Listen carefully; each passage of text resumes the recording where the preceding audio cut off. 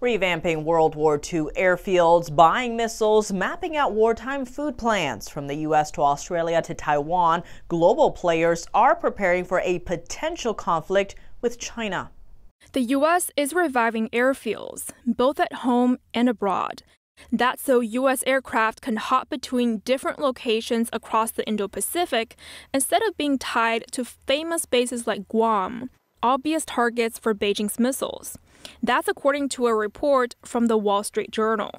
Some of those airfields play major roles during World War II, like the one called Camp Davis in North Carolina that just reopened. The military is also rebuilding Tinian, an island in the North Mariana Islands.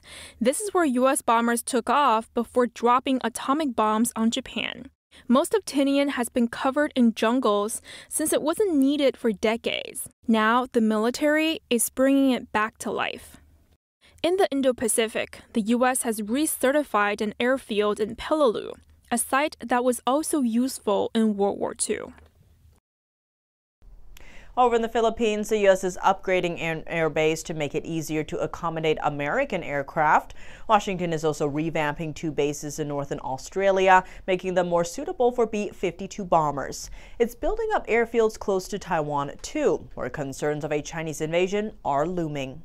What's more, Taiwan mapped out its wartime food plans Tuesday. The rare directive involves stocking up on rice supplies and strategizing distributions so that the island wouldn't go hungry if China were to encircle it and block imports during a conflict.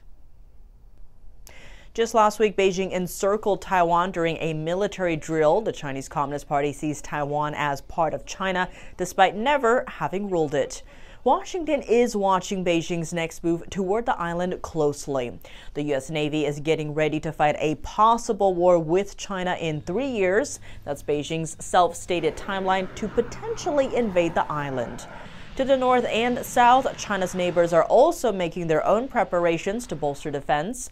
The Philippines are hoping to buy mid-range missiles. Japan released plans for its largest defense budget in history.